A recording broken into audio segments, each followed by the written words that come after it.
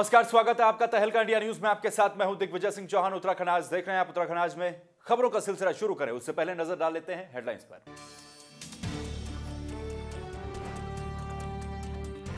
उत्तराखंड में एक बार फिर से मौसम ने बदला मिजाज। कई जिलों में लगातार हो रही है बर्फबारी, प्रशासन अलर्ट पर।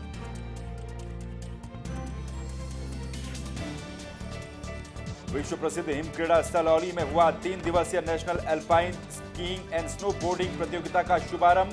प्रतियोगिता में 6 टीमें कर रही हैं प्रतिभाग। एलओसी के बाहर आतंकी ठिकानों पर हुई एयर स्ट्राइक के बाद उत्तराखंड में भी जश्न का माहौल। देहरादून में फोड़े गए पटाखे, हिंदुस्तान जिंदाबाद के लगे नारे। और एयर स्ट्राइक के बाद पुलवामा में शहीद वीरेंद्र के परिजन बोले, अब मिली शहीद की आत्मा को शांति। बोले, आतंकवाद को हो खात्मा, कश्मीर से हटे धारा 370।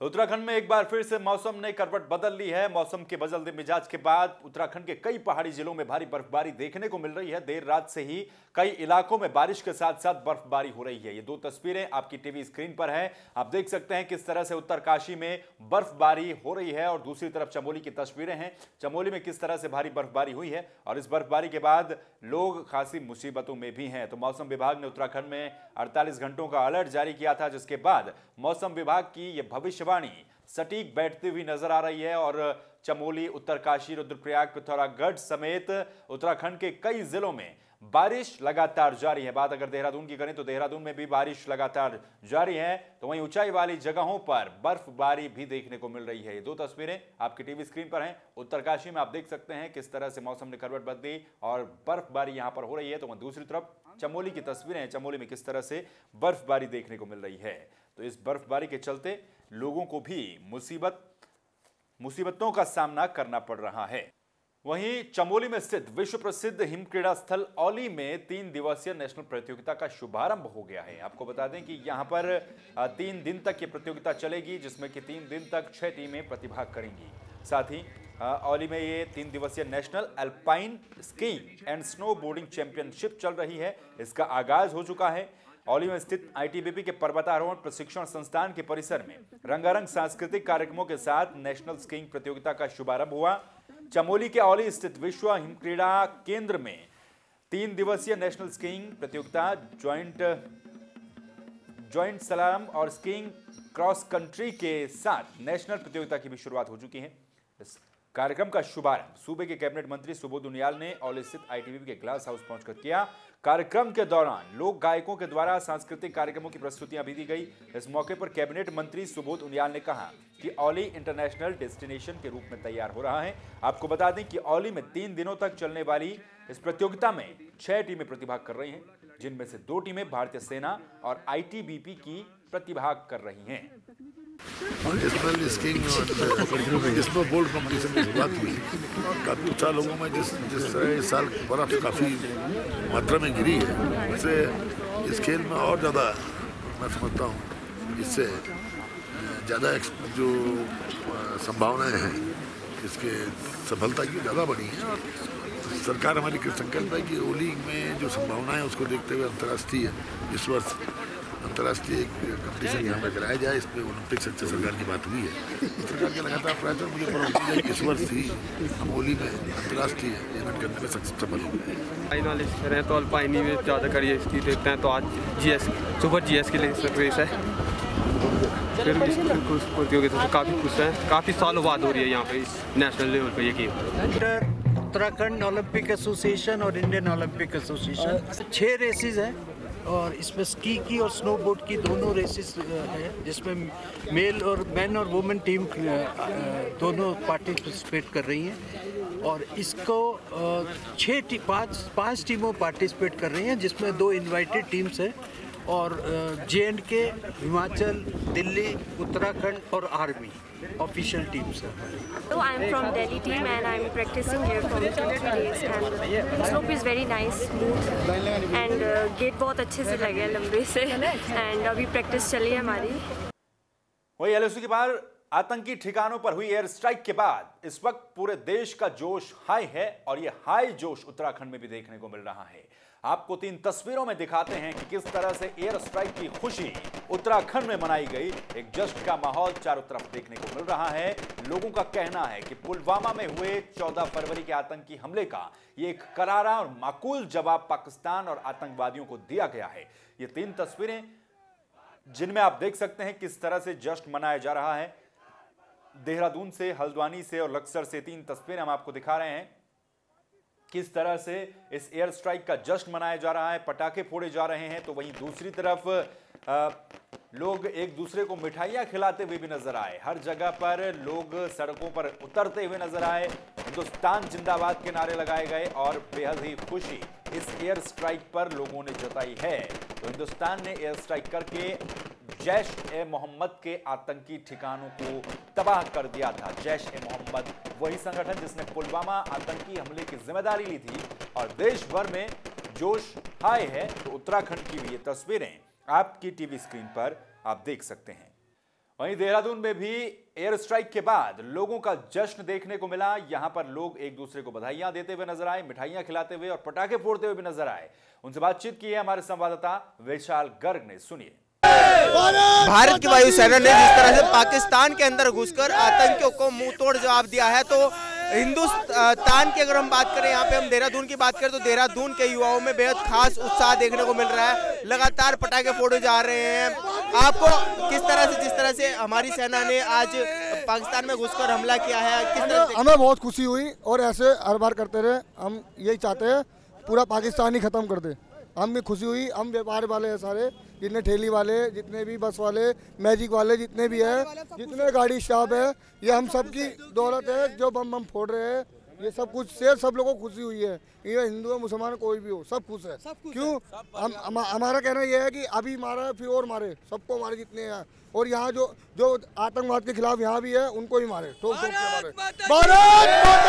200 से 300 आतंकी मारे जाने का अनुमान लगाया जा रहा है। क्या लगता है कि और ज्यादा? अभी इन्होंने हमारे 50 मारे थे, हमने 300-350 मारे। अगर हमारे 1 मारेंगे तो हम 100 मारेंगे। हमारा कहना यह, पाकिस्तान पढ़ना मतलब वहाँ पर खड़े हिंदुस्तान।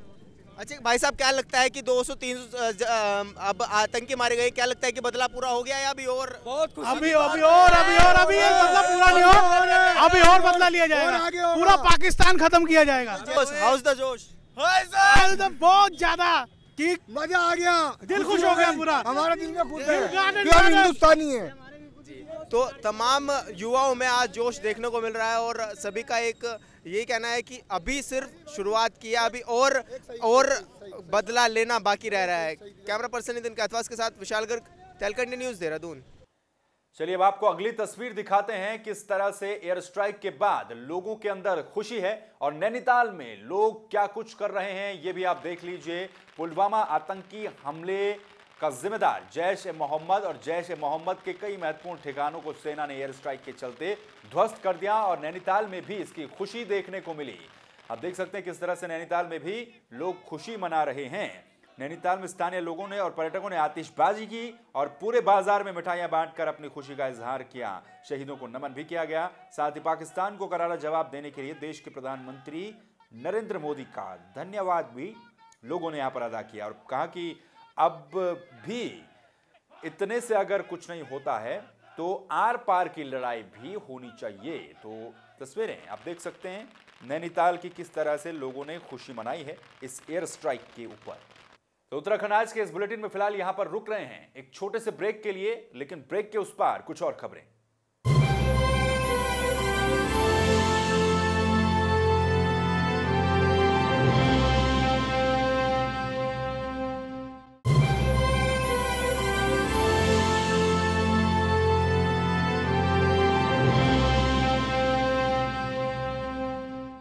तो आतंकी ठिकानों पर हुई एयर स्ट्राइक के बाद एक तरफ जहां लोगों के अंदर खुशी है, लोग पटाखे फोड़ रहे हैं, मिठाइयां एक दूसरे को खिला रहे हैं और जश्न मना रहे हैं, तो वहीं दूसरी तरफ आपको दिखाते हैं खटीमा में शहीद वीरेंद्र के घर पर क्या कुछ स्थिति है।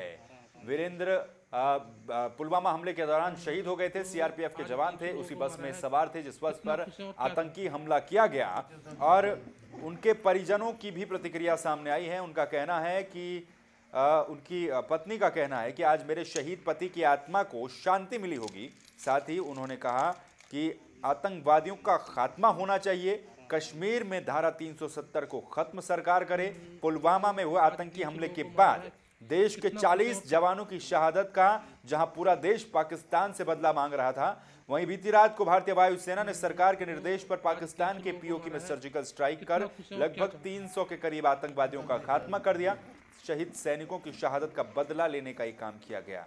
सरकार और सेना की इस कार्रवाई के बाद देश भर में पुलवामा आतंकी हमले में शहीदों के परिजनों की प्रतिक्रियाएं भी सामने आ रही हैं और खटीमा के मोहम्मदपुर भूड़िया निवासी पुलवामा शहीद वीरेंद्र सिंह के परिजनों ने भी सेना की इस कार्रवाई पर अपनी प्रतिक्रिया दी है। हमले में मेरे पति शहीद हुए थे। आज जो आतंकवादी खत्म हुए हैं उनकी जो शहीद हुए हैं मेरे पति की आत्मा को आज शांति मिलेगी। तो मैं चाहती हूँ कि पूरे पाकिस्तान वालों को खत्मा किया जाए। आज भारतीय सेना उनको मारा है आतंकवादियों को और कुछ संतुष्टि आया है। ऐसे ही पूरे आतंकवादियों को खत्म करना है और तब हमें संतुष्टि आएगी, हमारे बच्चे की आत्मा शांत होगी। तो और क्या चाहते हैं आप लोग? क्या चाहते हैं? 370 की धारा जो है इनको हटा दिया जाए, तब हमारे भारतीय सेना के कुछ जगह बन जाए मारने के लिए। चलिए अब आपको लिए चलते हैं चंपावत में भी ठीक इसी तरह का जश्न देखने को मिला। पाकिस्तान और आतंकी ठिकानों पर हुई इस एयर स्ट्राइक के बाद लोगों में यहां पर भी खुशी का माहौल है। पाकिस्तान मुर्दाबाद के नारे और हिंदुस्तान जिंदाबाद के नारे यहां पर भी लगते हुए नजर आए। तो देश भर में लगातार एयर स्ट्राइक के बाद का जो माहौल है वो हम आपको दिखा रहे हैं। इस खबर के आते ही भारतीय सेना की इस कार्रवाई पर जश्न मनाते हुए चंपावत में बीजेपी कार्यकर्ताओं ने और स्थानीय लोगों ने पटाखे फोड़े और पाकिस्तान और आतंकवाद विरोधी नारे लगाए। इस मौके पर लोगों ने कहा कि सेना के द्वारा समय रहते पुलवामा में हुए आतंकी हमले का जवाब पाकिस्तान को दे दिया गया है। तो यहां पर भी मैदान से लेकर पहाड़ तक लोग पटाखे फोड़कर इस एयर स्ट्राइक का जश्न यहां पर मना रहे हैं। आज मोदी जी ने जो सेना को आदेश देने के बाद वायुसेना ने जो कार्रवाई की है उसमें जो पाकिस्तान में आतंकवादियों के अड्डे थे उनको सबको समाप्त कर दिया है। अब आवश्यकता है पाक अधिकृत कश्मीर में बम वर्षा करके उसको वापस लेना। मैं चाहता हूं कि पाकिस्तान अपनी औकात में रहे और हिंदुस्तान के बारे में वो सोचे भी मत कि मैं कश्मीर को ले लूंगा। मैं माननीय मोदी जी से निवेदन करूंगा कि कश्मीर को पूरा भारत में मिला देना चाहिए और पाकिस्तान का पूरा एकदम नाश कर देना चाहिए। पाकिस्तान को इस लायक भी नहीं छोड़ा जाए कि वो हिंदुस्तान कहने को कभी अपना सीना चौड़ा करे।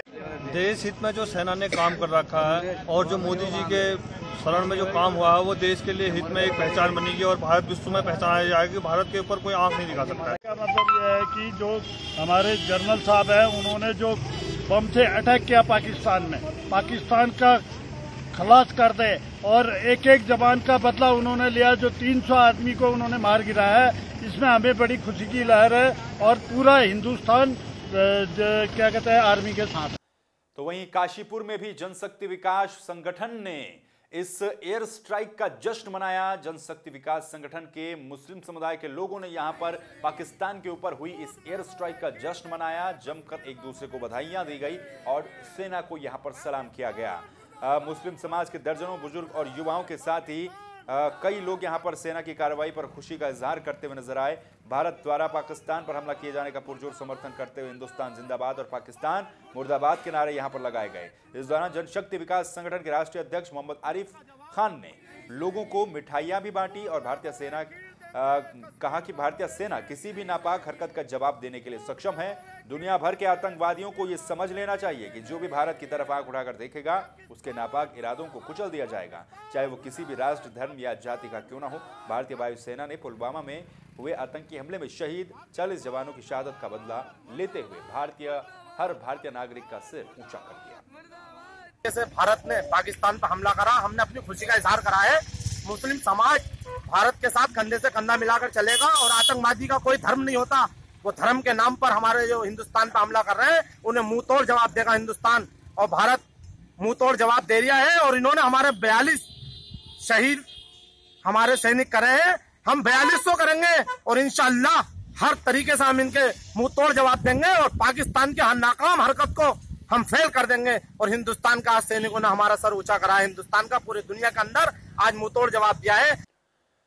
खबर लक्सर से है, जहां पर बीजेपी विधायक संजय गुप्ता ने एक बड़ा ऐलान किया है। आपको जानकारी हम दे दें कि बीजेपी विधायक संजय गुप्ता ने ऐलान किया है कि जो कोई भी पुलवामा आतंकी हमले के मास्टरमाइंड मसूद अजहर का सिर काट कर लाएगा उसे इनाम दिया जाएगा। जी हां, ये घोषणा की है संजय गुप्ता ने। संजय गुप्ता बीजेपी के लक्सर से विधायक हैं। उन्होंने घोषणा की है कि जैश ए मोहम्मद के सरगना मसूद अजहर का सिर काट कर लाने वाले को 10 लाख रुपए का इनाम दिया जाएगा। मंगलवार को लक्सर में विधायक संजय गुप्ता ने सेना की कार्रवाई का स्वागत करते हुए कहा कि कार्रवाई से वायुसेना ने अपने रण कौशल का परिचय दिया है। साथ ही ये भी बता दिया है कि जब चाहे इसी तरह पूरे पाकिस्तान को निस्तनाबूद हम कर सकते हैं। उन्होंने कहा कि कार्रवाई से मोदी सरकार का रुख अब स्पष्ट हो गया है, पाकिस्तान को इस कार्रवाई से सबक लेना चाहिए। चलिए खबर अब लक्सर से है, जहां पर सोलानी घाट पर पुल निर्माण का कार्य शुरू हो चुका है। काफी समय से यहां पर लोग इस पुल निर्माण को लेकर प्रयासरत थे। लोग चाहते थे कि यहां पर पुल का निर्माण किया जाए और अब यहां पर यह निर्माण कार्य शुरू होने जा रहा है। आपको हम जानकारी दे दें कि आमखेड़ी सोलानी घाट पर यह पुल निर्माण प्रक्रिया शुरू हो गई है। आमखेड़ी और मथाना के ग्रामीणों ने मंगलवार को नदी घाट पर पहुंचकर पुल निर्माण कार्य के लिए भूमि पूजन किया। हालांकि इससे पहले प्रशासन के द्वारा ग्रामीणों को भूमि पूजन कार्यक्रम एक दिन पहले हटाने के लिए काफी दबाव बनाया गया था, लेकिन ग्रामीणों ने इसे नजरअंदाज कर दिया। काफी देर तक चली जद्दोजहद के बाद आखिरकार ग्रामीणों ने अपना काम कर दिया। आपको बता दें कि लक्सर तहसील के मतना गांव और मंगलौर के आमखेड़ी गांव के जंगल के बीच सोलानी नदी बहती है, जिसके चलते दोनों गांव के ग्रामीण अपने खेतों तक पहुंचने के लिए कई किलोमीटर चक्कर काटते हैं, जिसके बाद इस पुल की मांग की गई थी और अब इसका निर्माण कार्य शुरू हो रहा है। पहली बात तो मैं भारत सरकार अपने अधिवक्ता सुब्रत रस्तोगी को धन्यवाद ज्ञापित करता हूं कि उन्होंने कोर्ट के अनुपालन में 26 करोड़ रुपया जो यहाँ की आवश्यकता थी वो पूरी कर दी। 25 से 30 गांव इसमें लाभान्वित होने वाले हैं। हमारे बहुत बुजुर्ग कई लोग इसमें जल समाधि ले चुके थे। कई लोग गांव के युवा भी इसमें डूब के मर चुके थे। मवेशियां यहाँ से नहीं निकलते, गन्ना यहाँ से नहीं निकलता, बहुत दूर से घूम के आना पड़ता था। इसमें कोई राजनीति बिल्कुल नहीं है। हमें हाईकोर्ट ने आदेश किया है, भारत सरकार ने पैसा दिया है और उसका अब सदुपयोग होने जा रहा है। हमें इंडस्ट्री मिलेंगी, हमें स्कूल मिलेंगे, उन सब का लाभ हमारी अगली पीढ़ी को होगा। इसी उद्देश्य के साथ बिना किसी लालच के, बिना किसी राजनीति के हमने इस पुल के निर्माण के लिए संघर्ष किया। उत्तराखंड आज के इस बुलेटिन में फिलहाल के लिए बस इतना ही, लेकिन बाकी खबरों के लिए आप लगातार बने रहिए और देखते रहिए तहलका इंडिया न्यूज। नमस्कार।